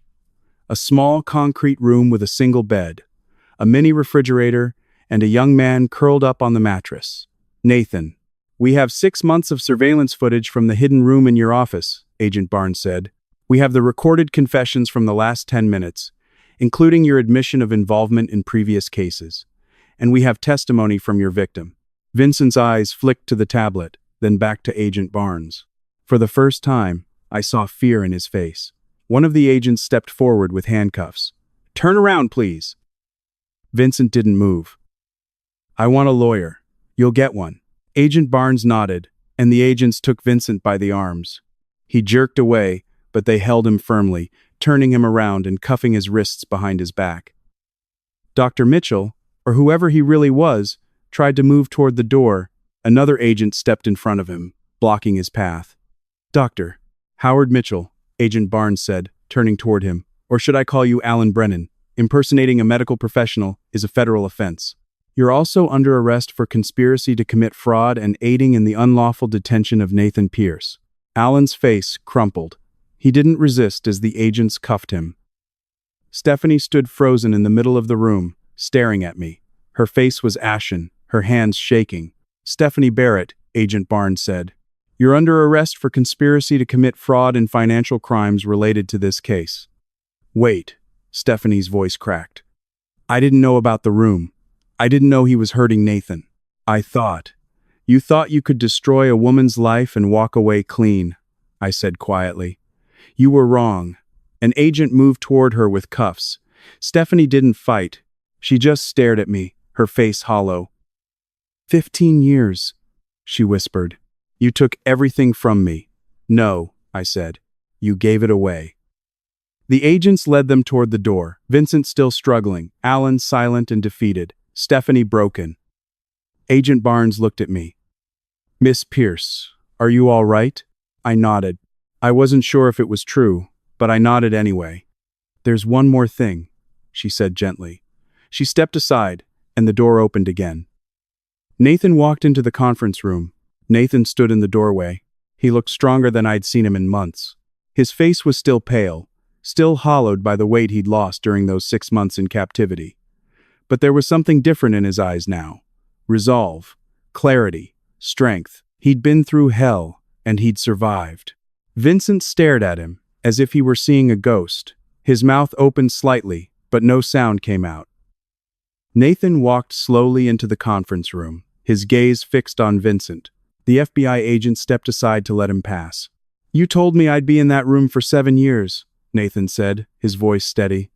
"You said by then Mom would be gone, the legal paperwork would be settled, and no one would care about me anymore." Vincent's jaw tightened, but he said nothing. "Every week you came down," Nathan continued. "You brought food, just enough to keep me alive. And you talked." He took another step closer. "You told me about Jane Brooks, about how easy it was to make her trust you, how she'd signed over her accounts 3 weeks before she passed. You said she never saw it coming." Vincent's face remained stone cold, but I saw a flicker of something in his eyes. Fear, maybe, or rage. "And Patricia Morrison," Nathan said, "you told me she was harder, took almost 2 years. But in the end, she believed every word you said, right up until the moment she fell down those stairs." He stopped a few feet from Vincent, his hands steady at his sides. "You said, women are so easy to manipulate. They think with their hearts, never with their brains. You were proud of it." The room was utterly silent. Nathan turned to look at Stephanie, who stood frozen near the conference table, her face ashen. "And you," he said quietly, "Aunt Stephanie, you gave him everything. Mom's financial records, her weaknesses, her grief about losing Dad. Stephanie closed her eyes. You helped him research my mother like she was a target in some kind of operation. You told him exactly how to hurt her. Stephanie's voice came out a choked whisper. Nathan, I didn't know he was going to. You knew enough, Nathan said. Agent Barnes stepped forward, placing a hand gently on Nathan's shoulder. Thank you, Nathan. That's enough for now. Nathan nodded and stepped back, his eyes still on Vincent. Agent Barnes turned to face Vincent, her expression hard and professional. We have more than testimony, Mr. Sterling. A lot more. She gestured to one of the agents, who placed a folder on the conference table and opened it. Inside were photographs, autopsy reports, lab results, official documents stamped with state seals. Last week, we obtained court orders to exhume the bodies of Jane Brooks and Patricia Morrison, Agent Barnes said. Both women were tested for toxicology. She slid the lab reports across the table. Jane Brooks. Arsenic in the bone tissue. Elevated insulin levels at the time of her passing, despite having no history of diabetes.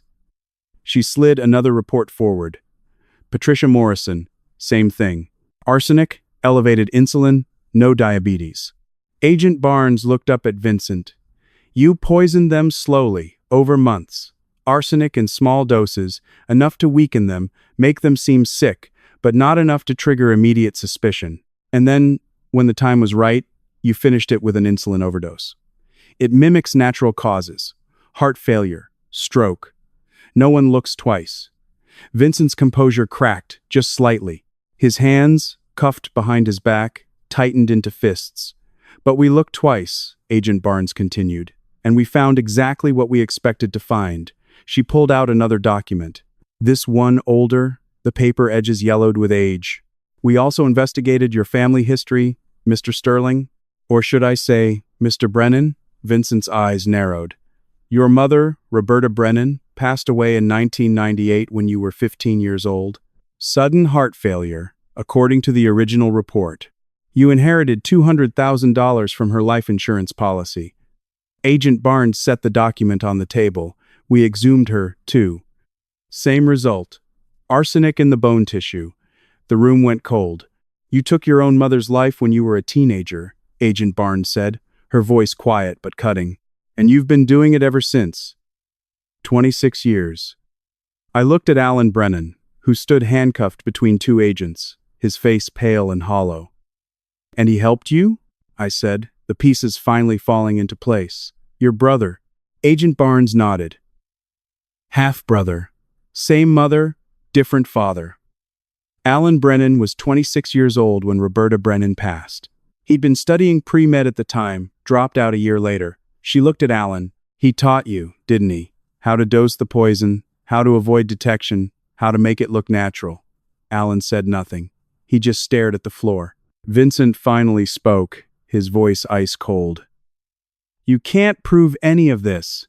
Agent Barnes smiled, a small, grim smile. Actually, Mr. Brennan, we can, and we will. She gestured to the agents. Take them. Two agents stepped forward and took Vincent by the arms. He jerked against them, his face twisting with fury. I want a lawyer. You hear me? I want a lawyer right now. You'll get one, Agent Barnes said calmly. In the meantime, you're being charged with 7 counts of conspiracy, 4 counts of suspected involvement in suspicious passings, kidnapping, fraud, forgery, and attempted harm to Juliana Pierce. Another agent moved toward Alan Brennan. He didn't resist. He just let them guide him toward the door, his shoulders slumped in defeat. The agents led Vincent and Alan out of the conference room. The door closed behind them with a heavy click. Stephanie sat in her chair, handcuffed, staring at nothing. Her face was hollow, her shoulders slumped. She looked like a woman who'd lost everything. Because she had. She sat there motionless, completely broken.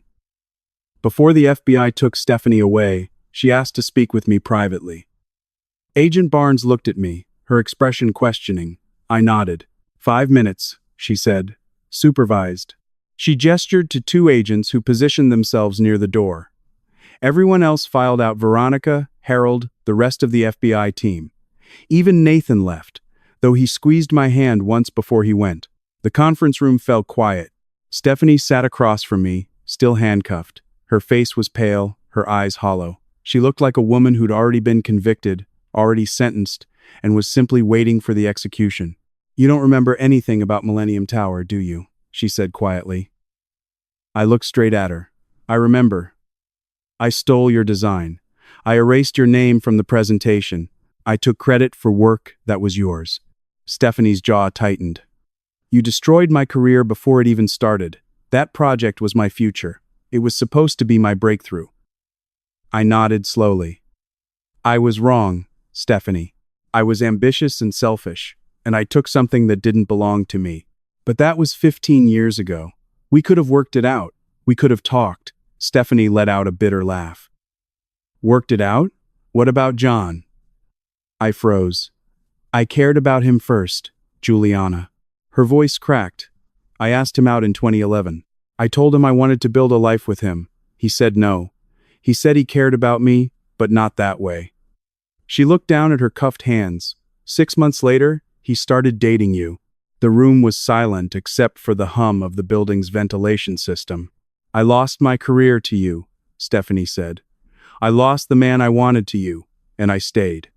I kept working for you, kept smiling, kept pretending everything was fine, because what else could I do?"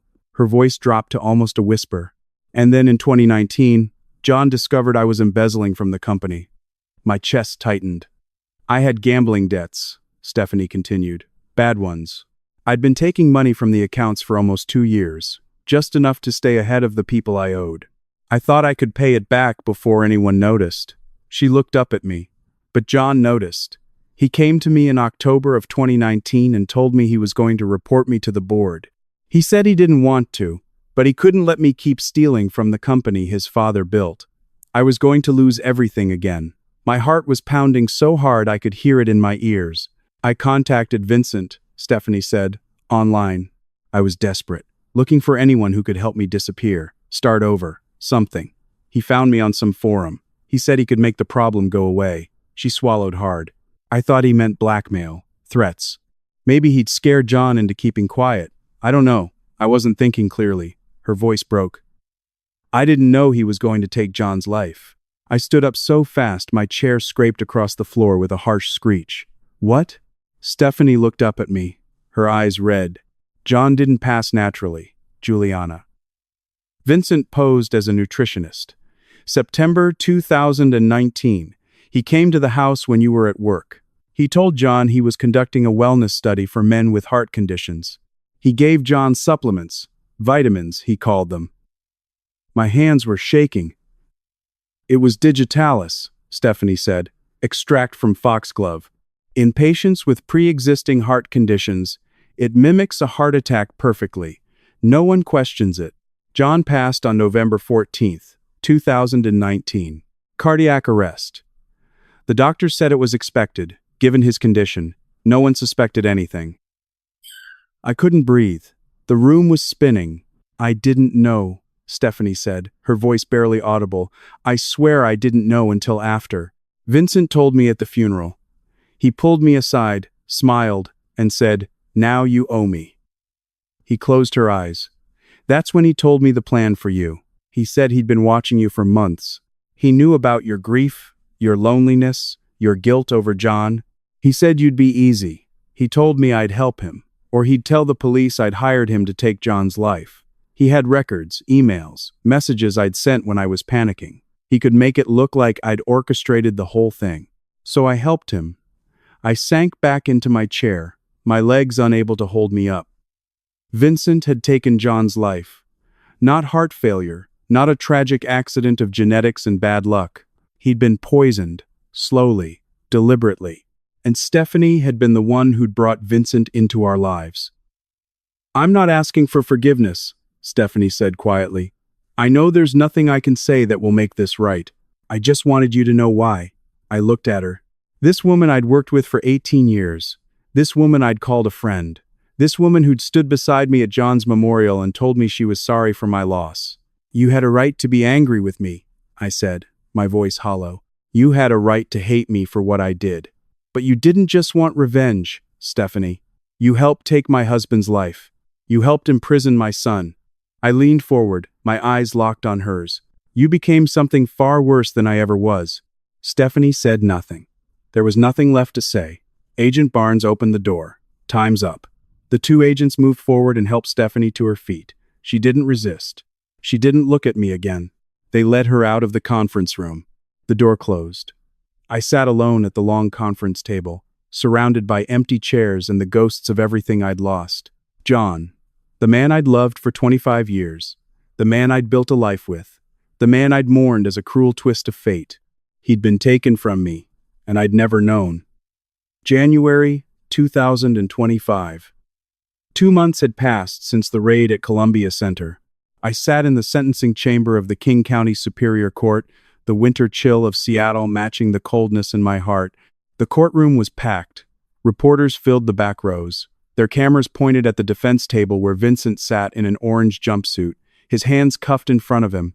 He looked smaller, somehow diminished, without the careful hair and designer clothes he'd always worn. But his eyes were still sharp, still calculating.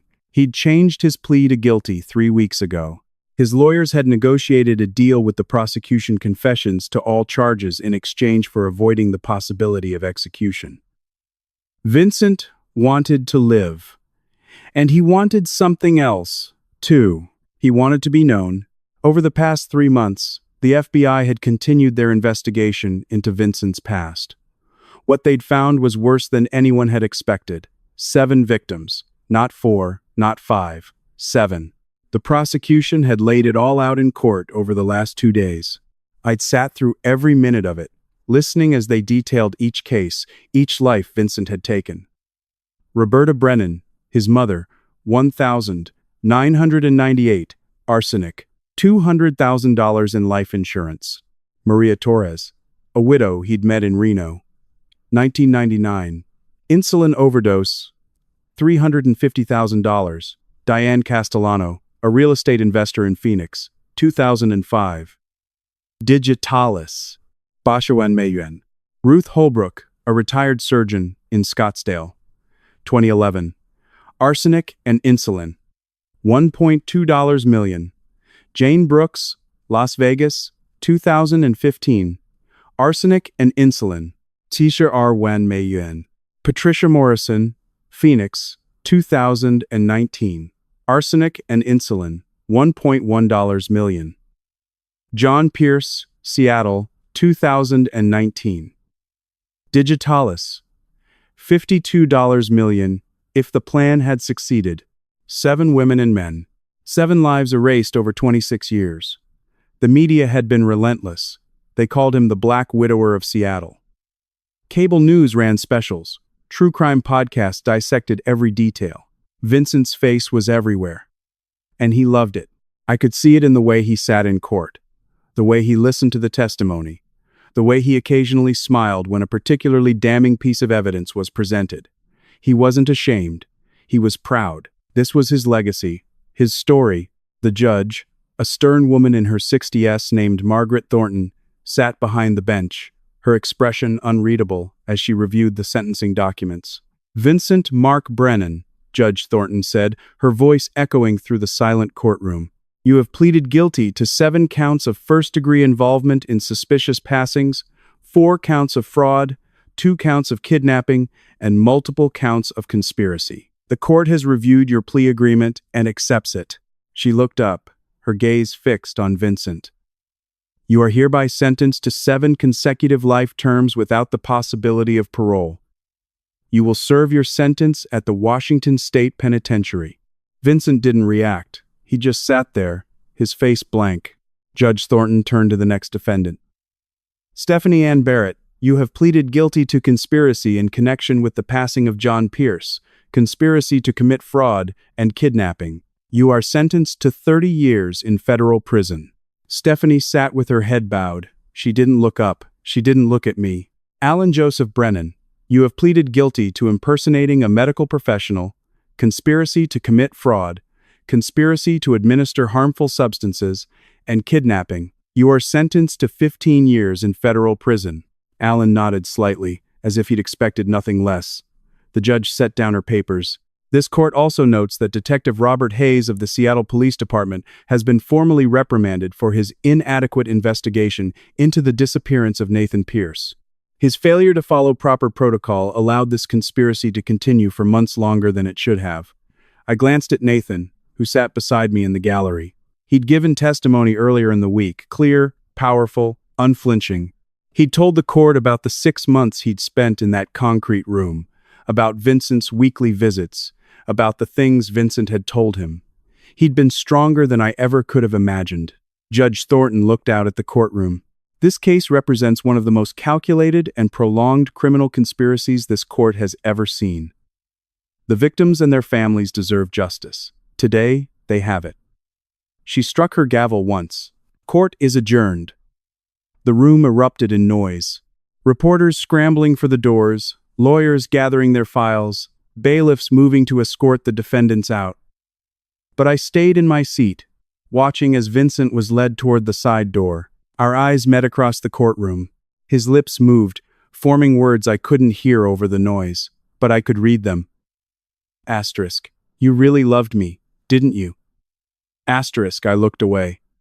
I wouldn't give him that. I wouldn't give him the satisfaction of knowing he'd broken something in me that could never be fixed. The bailiffs let him out. The door closed behind him. Outside the courthouse, the media was waiting. Cameras, microphones, reporters shouting questions as Nathan and I made our way down the steps. Miss Pierce, how do you feel about the sentencing? Nathan, what do you want to say to other victims? Do you think justice was served? I stopped at the bottom of the steps and looked into the cameras. My son is safe, I said. Justice has been served. That's all that matters. Nathan squeezed my hand. We walked to the car together, ignoring the rest of the questions. But inside, I felt hollow. John had been taken from me, poisoned. His life stolen by a man I'd invited into our home, a man I'd married, a man I'd trusted, and I'd never known. For 5 years, I'd mourned him as a loss I couldn't prevent. I'd grieved him as a tragedy of biology and bad luck, but it had been neither. It had been calculated, deliberate, cold, and no sentence, no amount of justice could bring him back. I drove home alone, the city passing by outside my window in a blur of gray and rain. Nathan had gone to stay with Harold and Linda for a few days. He needed space, time to process everything that had happened. I understood. I pulled into the driveway of the house in Broadmoor, the house John and I had bought together, the house where we'd raised Nathan, the house where Vincent had lived, and smiled and planned my destruction. I sat in the car for a long time, staring at the front door. Justice had been served, but it didn't feel like victory. It felt like loss, and no verdict could undo that. February 2025. I spent 8 weeks in detoxification, working with specialists to clear the drugs from my system. The doctors had been cautiously optimistic. The donepezil, the lorazepam, the zolpidem, all of it had damaged my cognitive function, but not permanently. With time, rest, and proper treatment, I was expected to make a full recovery. My memory was already clearer. The fog that had clouded my thoughts for months was finally lifting. Nathan deferred his senior year at Stanford. He said he needed time to heal, and I didn't argue. After everything he'd been through 6 months in captivity, the trial, the media circus, he deserved to take as long as he needed. He was seeing a therapist twice a week. Dr. Sarah Miller, a trauma specialist who worked with survivors of long-term captivity. Nathan didn't talk much about their sessions, but I could see the difference. He was sleeping better, smiling more. We were both learning how to live again. One evening in late May, we sat together on the back porch of the house in Broadmoor, looking out over Lake Washington. The sun was setting, painting the water in shades of orange and gold. Nathan was quiet for a long time. Then he turned to me. "Mom, I need to tell you something about Dad." My chest tightened. "Okay." He stood up and went inside. When he came back, he was holding a small leather-bound book. The pages were worn, the edges frayed. "Before I was kidnapped, I found this," he said, "in the attic. I was looking for some old photo albums, and I found a box of Dad's things." He handed me the book. It was John's journal. My hands trembled as I opened it. His handwriting filled the pages, Neat, precise, unmistakably his. "I've read it a dozen times," Nathan said quietly, "but I think you need to see it too." We sat together, and I read. Most of the entries were ordinary notes about work, about Nathan's school events, about plans for the garden. But then I reached September 2019. September 18th, 2019. A man came to the house today. He said he was a nutritionist specializing in cardiac health. He knew so much about my condition, things I hadn't told anyone outside my medical team. He offered to help me develop a meal plan, gave me some supplements to try, but something felt wrong. How did he know where I lived? How did he know about my heart condition in the first place? I took his card, but I don't think I'll call him back. My breath caught. I turned the page. October 22nd, 2019. I found discrepancies in the company finances today. Stephanie's department, transfers that don't match up, accounts that shouldn't exist. I confronted her about it after the board meeting. She got defensive, said I was mistaken, that I didn't understand the full picture. But I'm not mistaken. I've been going over the numbers for weeks. I need to talk to Harold. I need to know what to do. I could barely see the words through the blur of tears. And then I reached the final entry. November 13th, 2019. If something happens to me, please, someone, anyone who reads this, please protect Nathan and Juliana. I think someone is watching us. I've seen the same car on our street 3 times this week. The nutritionist called again yesterday. Even though I never gave him my number, I think I'm in danger, but I don't want to scare them. I don't want to make Juliana worry when she's already dealing with so much at work. I don't want to frighten Nathan before his finals. I just want to keep them safe. If something happens, please tell them I love them. Please tell them it wasn't their fault. The next page was blank. John had passed the following day. I covered my face with my hands and cried for the first time since his funeral. Not the quiet, controlled grief I'd allowed myself over the past 5 years. This was raw, broken, the kind of crying that comes from deep in your chest and tears you apart. Nathan put his arms around me and held on tight. "Mom," he whispered, "I found this journal in early 2024. I started investigating. I was trying to prove that Dad was taken. I was digging into Vincent's background, into Stephanie's finances. I was getting close." He pulled back, looking at me with red-rimmed eyes. "That's when Vincent found out. That's why he took me." I stared at him, the pieces finally falling into place. Nathan hadn't been kidnapped just for the inheritance. He'd been kidnapped because he was close to uncovering the truth about his father. "You were trying to save him," I said, my voice breaking, "even after all these years." Nathan nodded. I knew something was wrong. I just couldn't prove it. We sat together in silence for a long time, the journal resting between us. Finally, I told him about Millennium Tower, about stealing Stephanie's design 15 years ago, about erasing her name and taking credit for her work. "I'm not innocent in this, Nathan. I started this. My arrogance, my ambition, it created the woman who helped take your father from us." Nathan looked at me, his expression serious. "Mom, what you did was wrong, but what Stephanie did was a crime. You made a mistake. She chose revenge.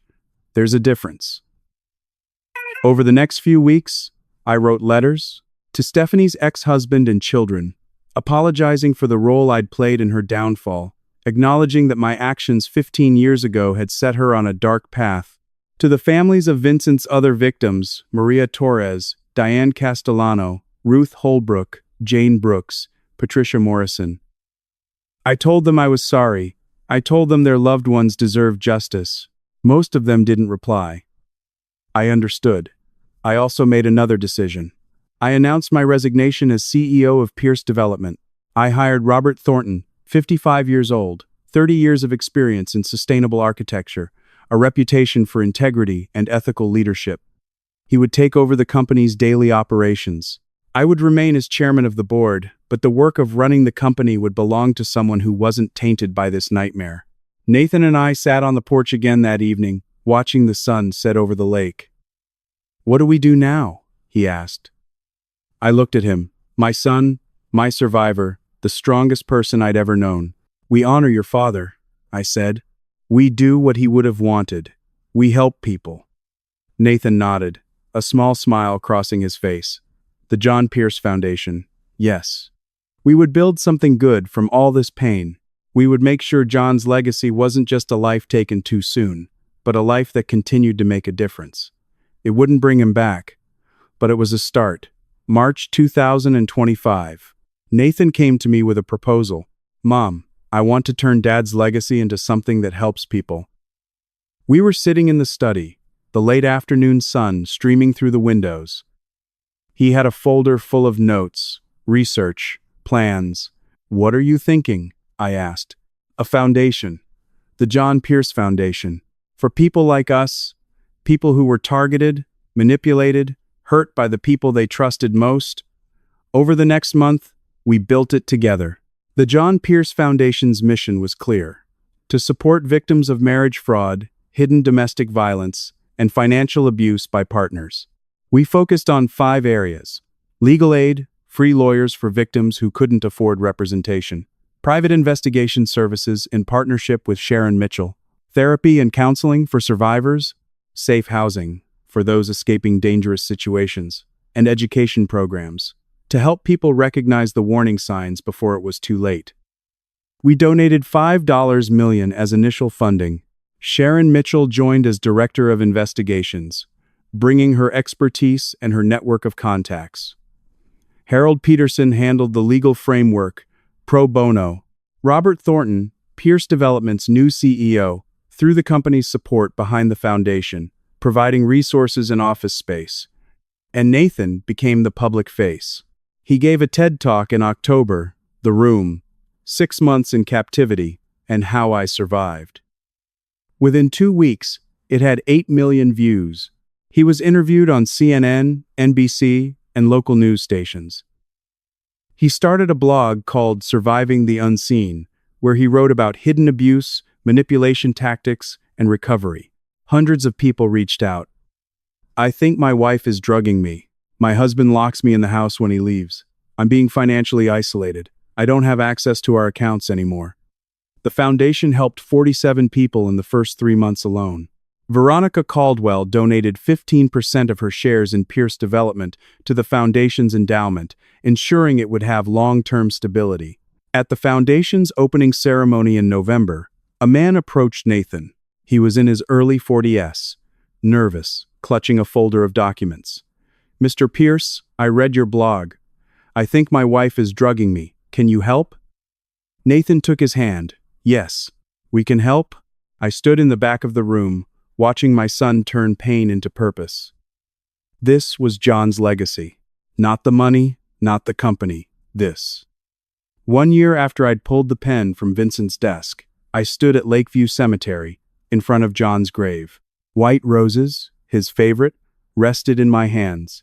I know now, John, I said quietly. I know what happened. I know you tried to warn me, tried to protect us. I'm sorry I didn't see it. I'm sorry I wasn't there. I placed the roses on the headstone. But Nathan's safe. And he's strong. God, he's so strong. You'd be so proud of him. I heard footsteps behind me and turned. Nathan was walking up the path, carrying his own flowers. He knelt beside me and placed them next to mine. He would be proud of you too, Mom. We sat together in silence for a while. I'm going back to Stanford next month, Nathan said. I'm going to finish my degree, criminal psychology. I want to understand why people become this way. That's good, I said. That's really good. I wrote to Aunt Stephanie, he added quietly. In prison, I looked at him. Did she write back? Last week. She said she doesn't expect forgiveness, but she's glad we're helping people. I'd written to Stephanie, too. I'd told her I was establishing the Stephanie Barrett Scholarship Fund for struggling architecture students who couldn't afford tuition. It wouldn't erase what I'd done to her 15 years ago, but it was a start. Her reply had been brief. Juliana, I don't forgive you, but I forgive myself for becoming something worse than you ever were. About the scholarship, thank you. It's more than I deserve. Nathan and I walked back to the car together. Mom, he said as we reached the parking lot, do you think you'll ever trust someone again? I thought about that. I don't know, but I think your father would want me to try. Carefully, Nathan added. Very carefully, I agreed. We drove home through the Seattle rain. Nathan turned on the radio, and a song John used to love filled the car. I thought about everything I'd learned over the past year. Betrayal doesn't come with sirens and flashing lights. It comes quietly, a pill in your coffee, a smile across the breakfast table, a plan set in motion years before you ever see it coming. The people who hurt us most are the ones we invite closest.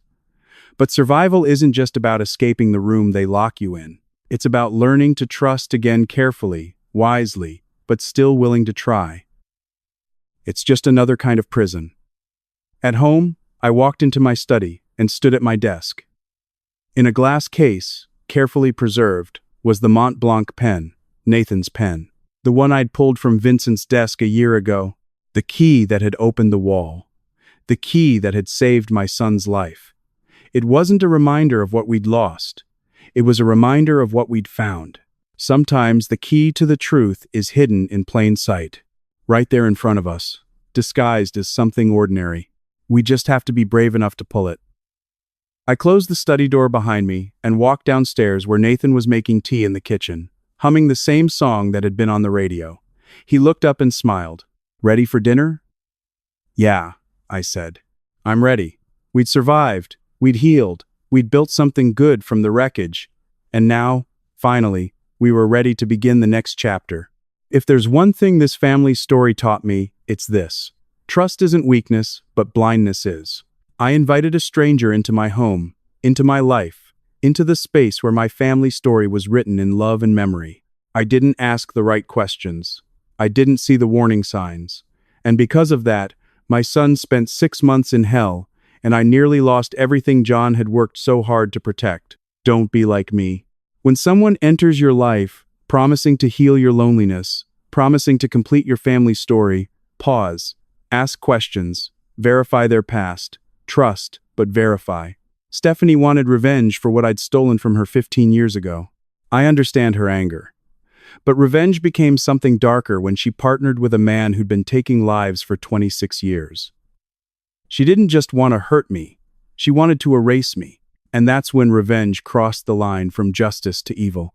Here's what I learned. Betrayal doesn't announce itself. It sits across from you at breakfast. It kisses you goodnight. It plans your destruction while you sleep. But survival isn't just escaping. It's learning to trust again, carefully, prayerfully, with eyes wide open. God gave us instincts for a reason. John felt something was wrong, and he wrote it down. Nathan felt something was wrong, and he investigated. I ignored my instincts because I wanted so desperately not to be alone. That almost cost us everything. Thank you for walking this journey with me. I'd love to hear your thoughts. What would you do if you found yourself in a situation like mine, where the person you trusted most turned out to be your greatest threat? If this story resonated with you, please consider subscribing so you won't miss future stories. A gentle reminder, while inspired by real-world cases of marriage fraud and financial abuse, certain elements have been dramatized for storytelling purposes. If this content isn't your preference, feel free to explore other videos that might suit you.